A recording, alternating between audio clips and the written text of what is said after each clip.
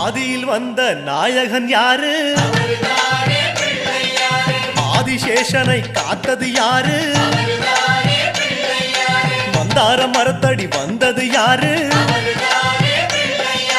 அங்காரகனை காத்தது யாரு? விகடம் செய்யும் நாயகன் யாரு? விதியை ஆளும் நாயகன் யாரு? பிழைக்கிற வழியை காட்டுவதாரு? அவரும் வாழ்வது எங்கே கூறு?